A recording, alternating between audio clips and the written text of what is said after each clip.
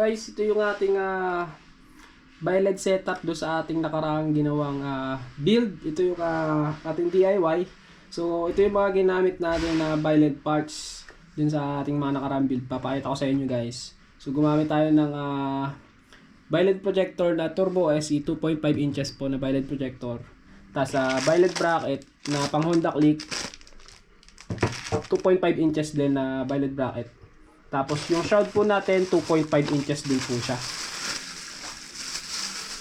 Ayan, 2.5 inches na shroud.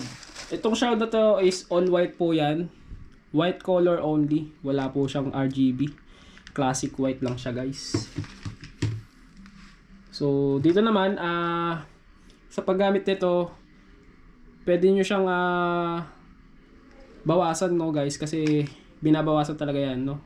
Kinakat po yan dyan sa gilid para mabawasan yung haba niya, kasi hindi yan magpipit sa ating loob ng headlight no. So kailangan bawasan siya. So ganun din yung ginawa ko, binawasan yan ng konti, kinat natin ng konti no. So parehas po no. Tapos gumamit tayo ng DRL na RGB up control na DRL 30 cm na up control RGB with module. So wala po siyang ibang welcome lights, basic module lang po ito. And wala rin siyang back to stock no. So basic module lang RGB 30 cm. So yun. Then gumamit tayo ng 4 na perasong Demon Eyes RGB LED strip na RGB up control, 4 pieces na RGB up control Demon Eyes. So yung dalawa sa signal light, yung dalawa naman sa projector lens. Yun. So mas maganda is isang brand yung gamitin nyo, isang module, isang lang no, isang brand no. So para synchronize. So nasa sa inyo po, optional sa inyo kung gagamit kayo ng ibang LED strip. Pero based on our sa ating DIY, ito po yung ginamit natin. Pero pwede naman po kayo gumamit ng ibang mga LED strip. Marami naman pong option. Meron po kayong option na gumamit ng ibang LED strip, no? So, pwede kayong gumamit or pwede kayong gumamit nung yung hindi siya nakagawa, yung customize siya na naka-roll na wala pang module, lalagyan niyo ng module, pwedeng gawin. Pwede niyo gawin 'yon, no? Pwede niyo gawin 'yon. So, pwede po yun. Optional po yun sa inyo. So, at the same time, gumamit tayo ng signal light para sa natin, sa signal light. So, ito ay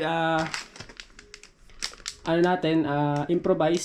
Pwede rin kayo gumamit ng ibang signal light.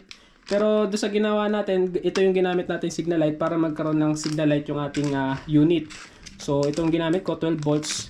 Then, pwede po kayong gumamit ng iba. Marami pa po kayong option, no? So, ito lang yung ginamit ko sa ating unit. Tapos yung bi-LED bracket natin is yan, 2.5 inches na bi-LED projector. And then ito yung DRL, ganun din, pwede kayong gumamit ng yung kasama do sa roll, yung LED na yon. So pwedeng walang module, pwedeng ganun.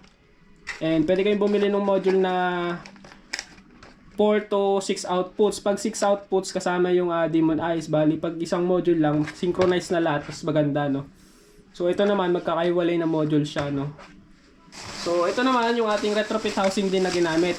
Ito yung ginamit natin guys. Pwede rin kayong mag-improvise, gamitin yung stock. From your stock, pwede nyo po gamitin yon. Bibili lang kayo ng retrofit box na yung box.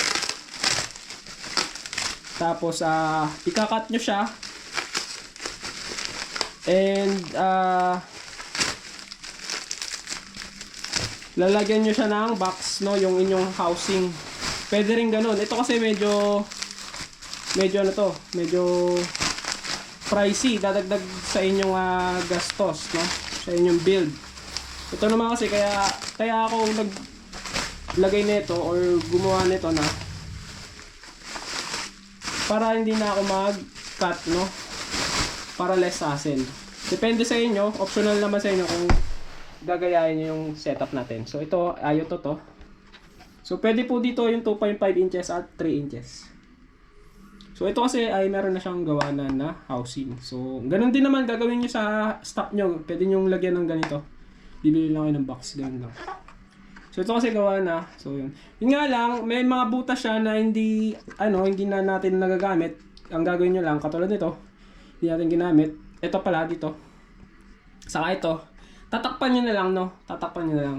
And yung bracket pala na pipit dito is yung ayaw to din mismo. Hindi pit po yung ganito, no? So kailangan yung gawin. Ang ginawa natin is nag-adjust pa tayo, nagbutas pa tayo ulit dito sa baba para bumaba siya. Kasi hindi yan pit, no? Hindi siya fit dyan, no? Malayo, guys, malayo. Kung kayo bibili ng ganitong stock housing. And at the same time, nagbutas din tayo dito. Dahil walang butas dyan, nagbutas din tayo dyan. Para sa wiring ng ating violet projector. And yun, bibili rin kayo ng bolts sa konting spacer, dalawa ata, 2 or 3 spacer. Bolts na Allen, tapos syempre yung kasya dyan, no? Yung hindi, yung sasakto lang, no? Para, ano siya, natitilt nyo siya, no? Natitilt. So, pwede naman kayong gumamit ng stock na leveling nyo. And pwede rin kayo mag-improvise. Pwede kayong bumili ng leveling. Bumili tayo nun. Pero, advice ko na lang sa inyo, pwedeng hindi na lang din. Kasi, konti lang naman yung function niya. Yung leveling kasi, yung function naman nun is up and down lang naman.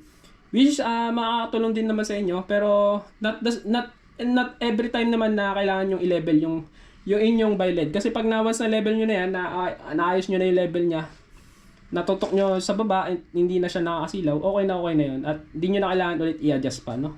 So, ganun lang. So, yun, Ayato housing. Pwede kayo magbili nito, pwede rin kayo customize or retrofitting, tawag. Doon sa inyong stock mismo, bibili lang kayo ng box na pang lalagay, pang ganito. Kakabit nyo dyan. Siyempre, kailangan nyo din yung pandikit dito sa plastic. Yung ang ginamit natin is Dexstone. So for metal and plastic 'yun at makapit naman. So okay na okay. So 'yun. Ay pakita ko pala sa inyo yung pinaka-finalize ng ating violet na ginawa DIY. Pakita ko sa inyo. Bago natin i-end ditong ating video. Ayun, sa mga hindi pa nakapag-subscribe sa ating YouTube channel, pa-subscribe naman po at isang subscribe nyo ay malaking tulong na yan para sa atin. Para sa ating YouTube channel, no? At kahit isang subscribe lang po, malaking tulong na yan, guys. So, pakita ko sa inyo. Nakakabit pala sa ating unit, no? Naikabit ko pala kagabi, nakalimutan ko. Naikabit ko kagabi. So, yun. Pakita ko sa inyo, guys. So, ito yung ating DIY. Na matagal na. Mga ilang months na rin ito nagawa natin na, guys, no? Tagal-tagal na rin siya natin nagawa. So ito siya, medyo luma na yung lens. Luma na yung lens yan. At meron palang additional na ilalagay doon. Gumamit na ako ng head harness, guys, para sa ating wiring or harness. So head harness yung ginamit natin. So ito yung ating build. Yung ibang tools ay hindi ko pa in-indicate. So yun, pwede kayo mag-research at yung susunod na part ng video na to, siguro maglalagay tayo ng mga tools na ginamit natin. I-create tayo ng panibagong video para dun sa mga tools na ginamit natin dito sa ating DIY violet, no? So yun, okay na okay yan at goods naman, wala na tayong naging problem.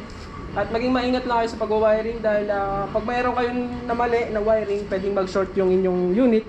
Ang scenario nun, masisira yung motor, pwedeng masira yung motor nyo, no? So, gumamit din tayo ng Viction switch. Ito yung Viction switch natin, original na Viction switch. So, yan, Viction switch yan. Naka-connect yan sa ating harness. Dito sa kanyang switch. So, yun, yung ating switch, meron yung 3-pin na, yung ating harness, meron siyang 3-pin socket. 3-pin socket, tapos itong socket ng ating switch. And yung 8-pin socket na sa mismong headlight natin, no? So, yun. So, yan guys, okay na okay, no? So, don't forget to subscribe. Ayan, maraming salamat. Ayun. Susunod na video, yung ating tools na ginamit dito sa ating violet. Alright, maraming salamat guys.